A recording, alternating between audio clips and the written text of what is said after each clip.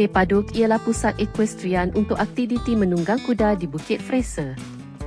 Terletak di sepanjang Zelly Road sejurus sebelum bulatan Banglo Glen, di mana ia merupakan laluan keluar ke Kuala Lumpur atau ke Jalan Lady Maxwell.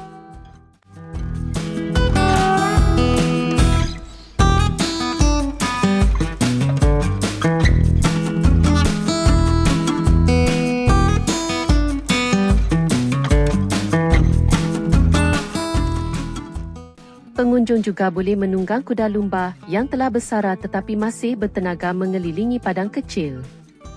Jangan bimbang sepanjang anda masih berada di atas kuda. Anda akan senantiasa ditemani oleh penjaga kuda orang tempatan yang berpengalaman. Memanglah kena bayaran tapi bayarannya pada kadar yang berpatutan.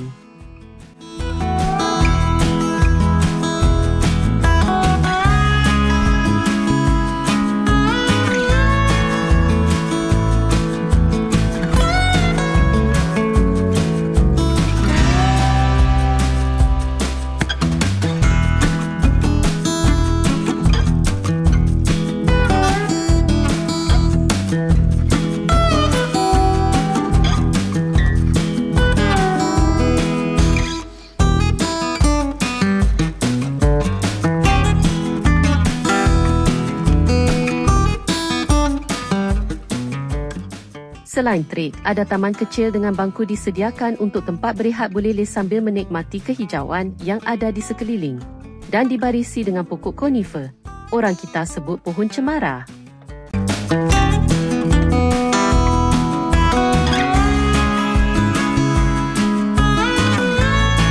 Turut terletak di sini adalah lapangan memanah, berada di bahagian cerun bukit berhampiran pintu masuk. Ingat, ia Depaduk hanya dibuka dari pukul 9 pagi hingga 4 petang setiap hari. Tengah hari waktu penjaga kuda nak berehat dan makan tengah hari.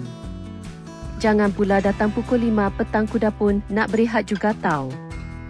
Tapi pada hari Sabtu dan cuti umum Depaduk dibuka sampai pukul 5 petang.